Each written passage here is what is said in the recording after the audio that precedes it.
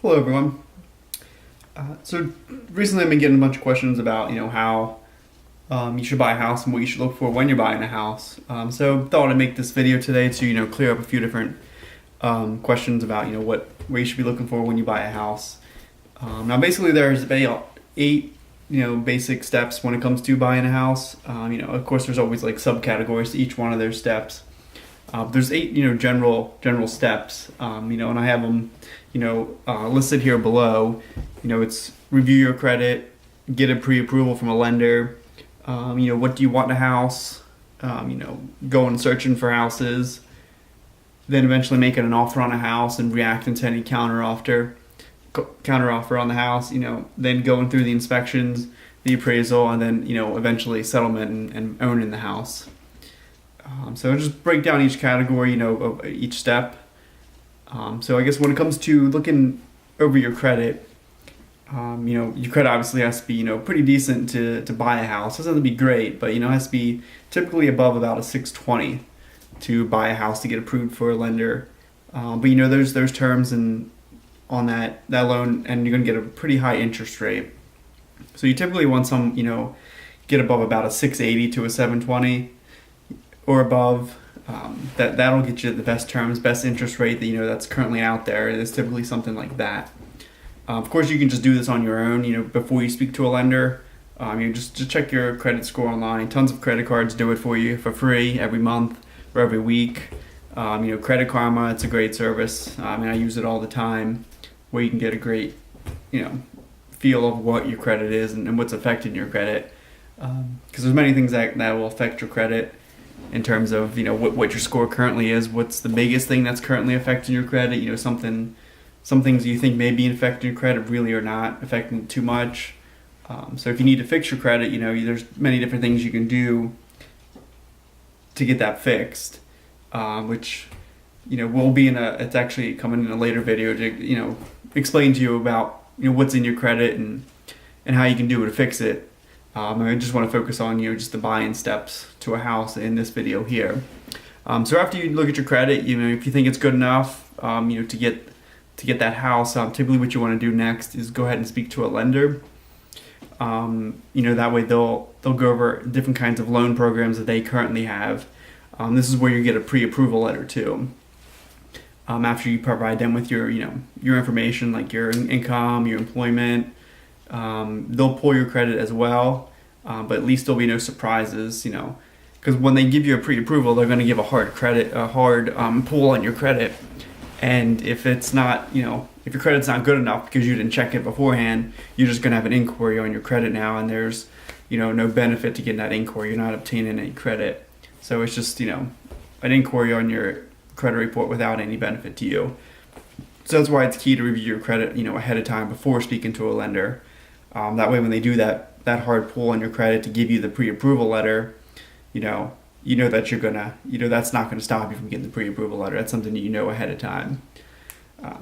So after you get a pre-approval letter, what kind of, house that they're willing to pay for, the amount of money that you get pre-approved for. Doesn't mean you have to go up to that limit, obviously. If you get pre-approved for $300,000, doesn't mean you need to buy a $300,000 house. You can buy a $150,000 house. There's nothing wrong with that at all. So just know that you have a pre-approval letter, and it'll tell you the maximum amount that they'll approve you for based on the information that you gave them. So basically, after you do get that letter, you want to go ahead and decide, what are you looking for in a house? Do you want, a ranch house? Do you want a 2-story house? Do you want a condo? Do you want a townhome? Do you want a big yard? Do you want a small yard? Do you want no yard? And those things, obviously, you have to really decide on yourself. Doesn't matter if the neighborhood has a homeowners association fee. Is that a big deal to you? Do you want a neighborhood that has a pool? Do you want a neighborhood that leaves you alone? All different things that you need to take into account. Sometimes you might not know them until you start looking for houses, and that's fine, obviously. Sometimes you'll just know what you want when you see it. Which this kind of goes hand in hand with the next step, which is actually going out looking for houses. Best thing to do is definitely use an agent. It just makes it way easier to navigate all these different, houses. You can do it on your own, but then you're dealing with so many different people. If you just have one person you're dealing with, it'll just be so much easier for you to get into the houses, to look at the houses, and just give a second set of eyes that's on your side of the transaction. So when you're looking for houses, you go into houses, you want to make sure the houses, are good for what you're looking for. I mean, don't feel obligated to, spend tons of time at a house if you walk in and you just decide you don't like the house, or you're driving through the neighborhood and you don't really like the area as much as you thought you did when you saw it online or in an email. So, don't waste your time with that. I mean, there's other houses out there. So just go on to the next one. Other things looking for a house, just take a look around. I mean, if the house is at the top of the highest priced house in that area, that market, it should be in perfect condition if that's what they're expecting to get. But if you see it just needs some repairs, some painting, some fixes here and there, that's other things to look for when you're looking at houses. Is the house priced properly? Does it, does it fit with what you're looking for? Of course, is another thing. And after you, obviously figure out all that, what you're willing to pay for a house, what you can afford for a house, is the house that you want, is when you actually come down to making the offer on the property. Now, if the house is priced properly, I mean, and it hasn't been sitting there that long, I mean, there's many factors that go into when you're writing an offer on a house. When you're trying to bid to buy the house. Some people think that if the house is listed for 150, you never offer them 150. You know what I mean? Depending on the kind of market it is, and if that's a great price for that house, if it's it's priced a little bit below where it should be, giving them 150 is going to get that house sold. Which is again where an agent comes into play, because they'll be able to guide you on that properly. Because when you have a house that's priced below where it should be, it's most likely going to sell quickly. So you don't want to waste time by just going back and forth with them. Offer 150. I mean, you offer them 140. They counter with like 147. You just keep going back and forth, and it's just going to waste time. And someone else might be looking at the house while you're sitting there playing games, and then the house is gone. So don't just assume that you should offer them less than what they're asking just because that's the way things work, because it's not the way things work. The price is set by the market, and if it's a good price, and that's what the market deems it should be valued at, then that's what will be the price that, if you want the house, that's what the house will be sold for. So you get the house, they accept your offer, and then you go on to the next step, which typically is inspections. This is kind of like an optional step, number 6 here.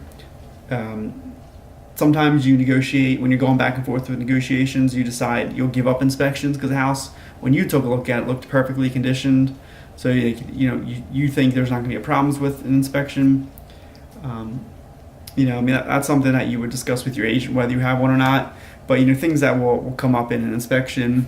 I mean, so there's always going to be at least one thing found in an inspection. I mean, it might be that an outlet's not grounded, or like there's a missing smoke detector, small stuff like that. But something's always going to be found. It could be that the entire air conditioning unit doesn't work. So I mean, you got small things and big things that could be found in an inspection, and which then comes back, when you do get the faults with the property from your inspector. What do you ask for? Everything to be fixed? Do you ask for nothing? Some things. And I mean, that kind of also goes back to having an agent, which pretty much you'll find out through the entire home buying process. It's just good to have the right agent with you, because they'll guide you through each of these steps. I mean, it's obviously good to know what the steps are, so you can be somewhat informed as you go along. But you don't buy a house every day, so you need someone else there to help guide you along and give you the correct information and the best information for you at the time. So when it comes back, when you get the inspection report back, how do you decide what you would need to be fixed? Do you need a light bulb put in the light bulb, in the light, or can you just wait? It's not a big deal. It needs to really be taken care of. So there are things that you'll have to discuss with your agent, and then that'll have to be negotiated out with the seller, as well. And so then takes us to the next step. Once you get past the inspections, typically this is kind of almost going on at the same time. Could be a little bit afterwards. Is you're going through the mortgage approval process as well once they accept your offer. And typically there'll be an appraiser that will come out and look at the house to make sure that the house is worth at least what you're willing to pay for it, if not more. That way the bank will loan you the amount of money that you're requesting to buy the house. Now, if you buy the house for 150 and the bank only says it's worth 145, then typically there's a few different options that can be taken at the time. So if the bank thinks it's 145, they're not going to move up on their appraisal. I mean, it's kind of typically rare for them to do that. What will typically happen is either the buyer, you don't have to buy the house because you're not going to get approved for the mortgage.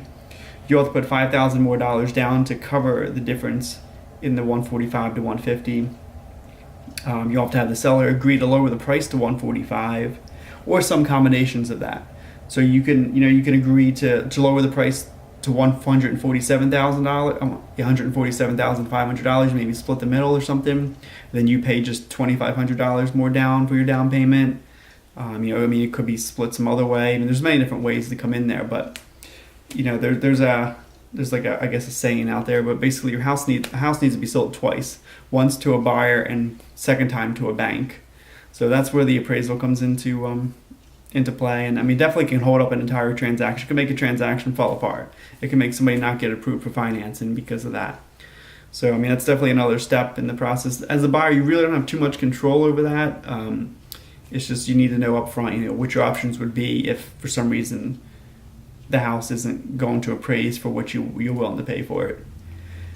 So once you get all through all that, you come to the very last thing when it comes to buying a house, and it's probably the easiest thing you'll do when you buy a house, and it's the settlement process. You're at the attorney's office or the title company's office, and you're there as the buyer. You're going to be signing almost 90 to 95% of all the documents, because that's just how it goes. And it'll be a pretty simple day, pretty good day. I mean, you're buying a house, so I mean, it's always a good day to have that happen. So it'll be a pretty simple day. You'll sit there, half hour to an hour, sign a bunch of documents, sign the deed. The keys will be given to you, and the house will be yours. And that's pretty much a basic, rundown of the 8 simple steps when it comes to buying a house. So, if you like this video, you thought it was helpful, just go ahead and give it a thumbs up. There'll be more real estate tip videos coming, shortly. If you want to see more of them, just go ahead and subscribe. We'll have a bunch coming out, in the next couple of weeks in terms of just helping people, buy a house. If you ever have any questions, about the buying process, feel free to ask them down below. I'll answer them as I can. If you think there's some other kind of real estate topic you'd like, questions, video should be done on, comment that below as well, and we'll take a look at that and see what we can find for you. And if it helps, more than just you, it'd be great to do a video on that. So, but yeah, hope you guys, hope you found this helpful.